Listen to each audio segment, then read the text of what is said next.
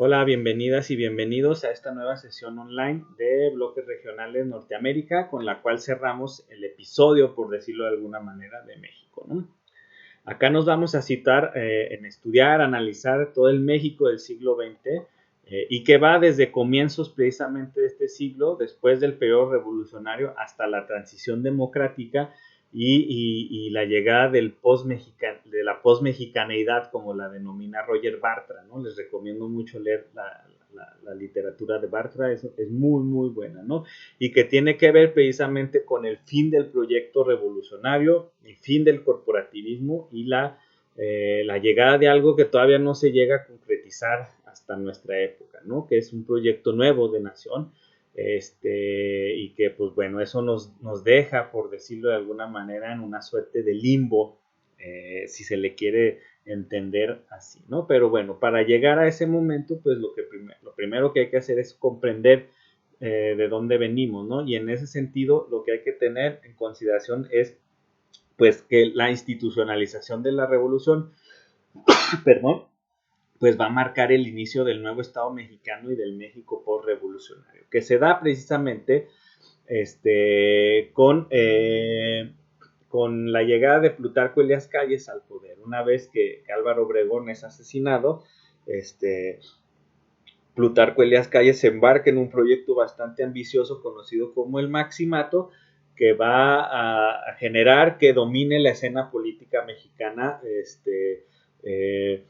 durante algunos años y durante algunos periodos, ¿no? Portes Gil, Pascual Ortiz, Abelardo Rodríguez son los presidentes del Maximato, que van a estar sujetos precisamente al control que va a ejercer Plutarco Elías Calles, ¿no? Que ya para ese momento precisamente ya está fundado el PNR, que va a ser, por decirlo de alguna manera, el germen de lo que sería en su momento el PRI, ¿no? O la primera encarnación de esa institucionalización política de la Revolución Mexicana, ¿no? El Maximato llega a su fin con la figura de Lázaro Cárdenas, que va a tener, entre algunas otras grandes hazañas, primero la nacionalización del petróleo, que lo va a poner en tensión con Reino Unido y con Estados Unidos de América, cuyas empresas petroleras tenían gran presencia en el país, y segundo por su proyecto político, ¿no? Que va a ser ejemplificado en el proyecto educativo, un proyecto de educación socialista que va a tratar Cárdenas de instaurar en todos los rincones del país, llevando la propia revolución a estos rincones a través, por ejemplo, de la creación de las escuelas normales rurales, ¿no?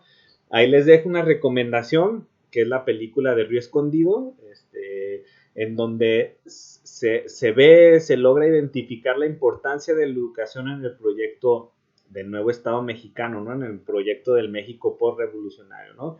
Es protagonizada por María Félix, su director es Emilio el Indio Fernández y tiene una fotografía muy, muy buena, ¿no? Entonces ahí se las recomiendo por si tienen oportunidad la puedan ver, ¿no?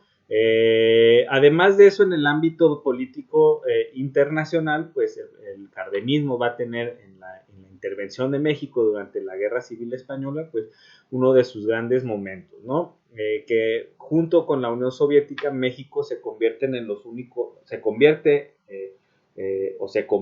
los dos en los únicos países que apoyan formalmente a la República Española, y que bueno, la diferencia entre unos y otros es que mientras la Unión Soviética sí, digamos, apoyaba con armamento y personal militar en campo, pues el apoyo de México era más diplomático y moral, ¿no?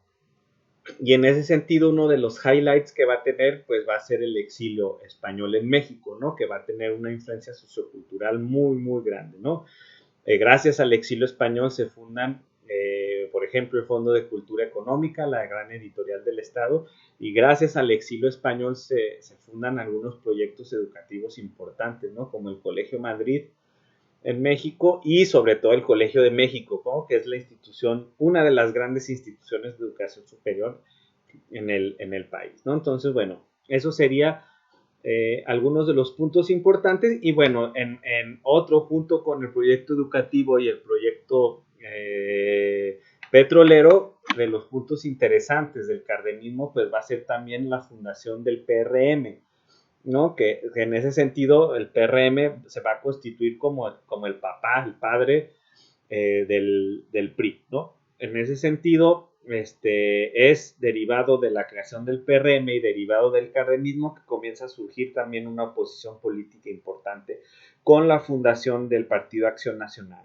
¿no? Derivado precisamente de esta visión de izquierda que tenía el gobierno cardenista, pues algunos sectores del empresariado mexicano se van a unir fuerzas precisamente para oponerse a las políticas cardenistas, ¿no? No van a tener éxito, sobre todo por la manera en cómo se arreglan las pugnas políticas ya desde el periodo de Cárdenas, ¿no? Por ejemplo, para la elección entre Ávila Camacho, para la transición de Cárdenas, el PAN va a proponer a Almazán como contrincante en contra de Ávila Camacho, pero es el manejo de las elecciones por parte del PRM lo que va a provocar que Ávila Camacho arrase con las elecciones, ¿no? Precisamente Ávila Camacho va a ser el sucesor de Cárdenas, va a ser el sucesor del proyecto cardenista, pero a su vez va a ser el fin de este proyecto, ¿no? Porque Ávila Camacho rompe con la trayectoria cardenista y trata de meter al Estado mexicano en una trayectoria completamente diferente, ¿no? A Ávila Camacho le toca la Segunda Guerra Mundial, perdón, y también le toca el periodo de reconstrucción, y es de la mano de Ávila Camacho que se van a comenzar a crear instituciones de corte social, ¿no? La más conocida en ese sentido y durante ese periodo, pues va a ser el Instituto Mexicano del Seguro Social. Además de que con el proyecto de Ávila Camacho, pues se va a comenzar el desarrollo de los tres grandes centros industriales en México, que va a ser Monterrey, la Ciudad de México y Guadalajara, ¿no? A partir de Ávila Camacho, el proyecto cardenista es relegado, marginalizado, no solamente de la vida nacional, sino también al seno del partido. Y esto se va a concretar de manera más visible con la llegada de Miguel Alemán, ¿no? El que Vicente Lombardo Toledano, líder sindicalista en México, va a nombrar como el cachorro de la revolución. ¿Por qué? Porque es precisamente Miguel Alemán Valdés, el primer presidente mexicano que ya no tuvo un contacto directo precisamente con el proceso revolucionario, como sí lo tuvo Ávila Camacho, que aunque no fue un militar en campo, pues sí estuvo ayudando en cuestiones militares durante el periodo revolucionario, ¿no? Miguel Alemán Valdés, pues ya mete en una trayectoria nueva al régimen y es precisamente durante el periodo de Alemán Valdés que se funda el PRI, ¿no? Que va a ser ya la institucionalización completa de la revolución mexicana. Y es precisamente a partir de la presidencia de Miguel Alemán que el proyecto conocido como el desarrollo estabilizador, que es el auge de la economía mexicana, milagro mexicano, pues va a comenzar a tomar forma, ¿no? Y es a partir precisamente de la presidencia de Alemán Valdés cuando van a empezar a surgir movimientos sociales importantes que van a poner en tensión al nuevo Estado mexicano con gran parte de la población mexicana, ¿no? El movimiento telegrafista, el movimiento ferrocarrilero, que va a tener un impacto impresionante, ¿no? El asalto al cuartel Madera, por ejemplo, que van a ser los inicios de la guerrilla en México, así como la caravana del hambre que hacen los mineros de Nueva Rosita, Coahuila, hacia la Ciudad de México para pedir mejores condiciones sociales, ¿no? A partir de Miguel Alemán, pues van a aparecer una serie de figuras políticas importantes, Ruiz Cortines, López Mateos, Díaz Ordaz y Echeverría, ¿no? Estos dos últimos van a sobresalir precisamente por los métodos que utilizan a la hora de reprimir movimientos sociales, ¿no? A Gustavo Díaz Ordaz se le conoce más por la represión del 2 de octubre y a Echeverría por el arconazo, ¿no? La matanza de Corpus Christi, ¿no? Que, bueno, esa queda retratada precisamente en la película de Roma, ¿no? En una de las escenas en donde está el personaje que interpreta a Alicia Aparicio comprando una cuna, pues les toca ver la cuestión de esta manifestación en la Ciudad de México, que bueno, era un remanente de lo que había sucedido en el 68, aunque pues tenía como objetivo principal la crítica a unas cuestiones que estaban pasando en la Autónoma de Nuevo León, ¿no? Sobre todo con la cuestión de los rectores, ¿no? Pero bueno, pues sirve como pretexto precisamente para eh, reafirmar la autoridad del Estado mexicano en torno a estos nuevos grupos, a estos nuevos movimientos, sobre todo teniendo en cuenta que la Revolución Cubana es un fenómeno más o menos todavía nuevo en este sentido y que pues la Revolución Cubana va a tener un impacto en todo el continente, ¿no? No solamente en México, sino también en Chile, en Brasil, en Argentina. Va a tener un impacto importante en materia teórica, ¿no? Por ejemplo, es gracias a la Revolución Cubana que muchos teóricos, sociólogos y economistas argentinos, brasileños, uruguayos y chilenos van a transformar el estructuralismo cepalista o cepalino que dominaba la visión del Estado desarrollista, muy influenciada por las ideas de Keynes, y pues le van a dar un giro marxista y revolucionario, ¿no? André Gunder Frank,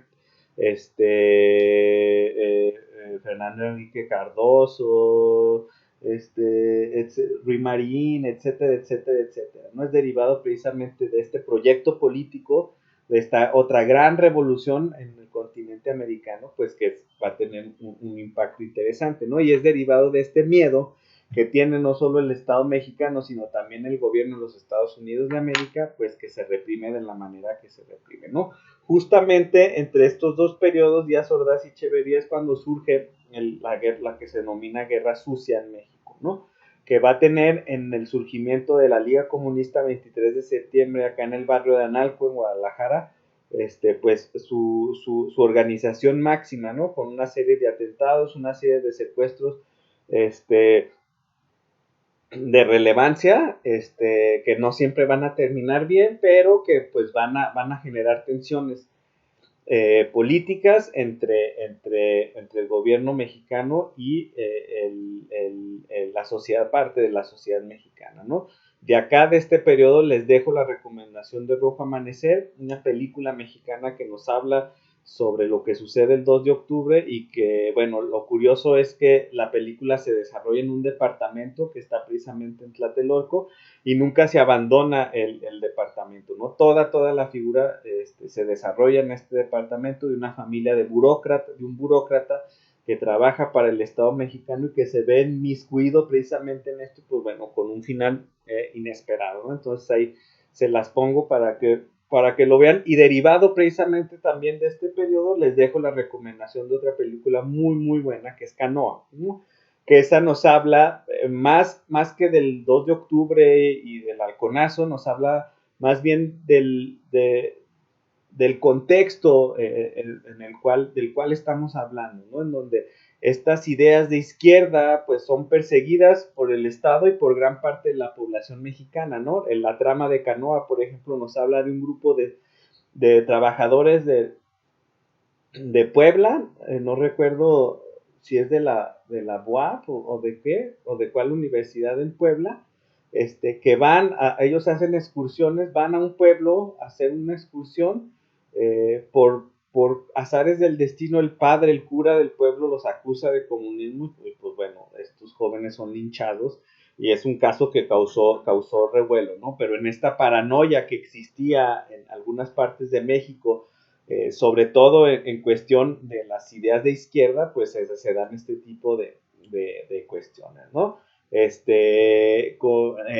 A Echeverría le seguiría el último presidente político, por decirlo de alguna manera, en México, que es López Portillo, que es todo un personaje, es un personaje muy excéntrico, muy interesante, y pues que bueno, que va a tener ahí con la defensa del peso como perro, cuando llora ahí al dar su último informe, pues van a tener ahí sus highlights más importantes, ¿no? Y que bueno, pues es López Portillo el que le toca al final de su periodo encarar la crisis de la deuda mexicana, y es Miguel de la Madrid el que le toca reformar al Estado mexicano, que en ese sentido Miguel de la Madrid pues se va a convertir en pieza clave para el nuevo desarrollo mexicano, ¿no? Porque es precisamente durante el periodo de la Madrid que comienza la etapa neoliberal o tecnócrata de México, ¿no? Que tiene que ver o cuáles son las principales características de esto. Bueno, que es ahora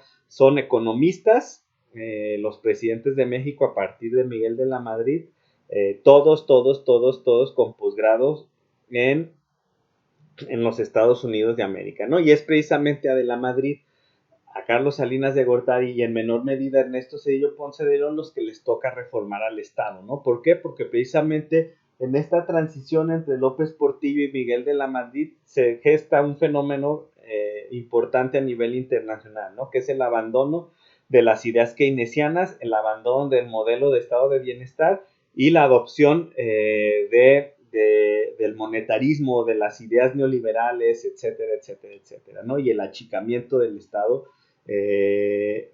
mexicano, ¿no? Que eso pues va a derivar precisamente de la crisis de la deuda latinoamericana, ¿no? Que no solamente afecta a México, sino que afecta a otros países de América Latina, ¿no? Eventos importantes, pues las elecciones que enfrentan a Cloutier, a Salinas de Gortari y a Cuauhtémoc Cárdenas ya como un elemento rebelde dentro del PRI, un elemento que se secesiona, esto quiere decir se sale del ala, es el ala de izquierda dentro del PRI, salen de la órbita del Partido de la Revolución, fundan un movimiento nuevo, se postula como presidente, va ganando hasta unos minutos en la noche, Cuauhtémoc Cárdenas lleva la ventaja, misteriosamente se va la luz y cuando regresa la luz y regresa el sistema, Carlos Salinas de Gortari va a la cabeza ya, ¿no? Y bueno, pues eso genera una serie de controversias, ¿no? Carlos Salinas es el que le toca ya llevar las reformas económicas a profundidad y pues bueno, Carlos Salinas de Gortari pues va también a tener justo en esta transición que hace, firma el Telecán, él, por ejemplo, comienza el desarrollo, la integración regional en América del Norte y también debido a esto y debido a otros malos manejos económicos, pues le va a tocar eventos importantes, ¿no? La crisis del 94, el alzamiento zapatista y pues el asesinato de Luis Donaldo Colosio, que va a ser o iba a ser hasta ese momento su sucesor, ¿no? Se dan elecciones precisamente en ese mismo año, en donde pues va a enfrentar a Cuauhtémoc Cárdenas otra vez, a Diego Fernández de Ceballos y a Ernesto Zedillo Ponce de León, ¿no? En el cual pues el PRI ya en su último esfuerzo político pues logra mantenerse en la presidencia, gana Ernesto Zedillo Ponce de León, a él le toca entablar conversaciones con el zapatismo, tratar de manejar la crisis ayudado por los Estados Unidos de América, etcétera, etcétera, etcétera, ¿no? Y finalmente, ya para el 2000, pues se enfrentan de nueva cuenta a Cuauhtémoc Cárdenas, Francisco Labastida y Vicente Fox Quesada, y pues aquí se da precisamente la transición, ¿no? La primera vez en la historia del México moderno en que el partido de la Revolución pierde una elección, Vicente Fox Quesada del Partido Acción Nacional se convierte en presidente de México y se comienza con la transición democrática. Muy bien, entonces hasta aquí le dejamos y pues nos vemos el viernes.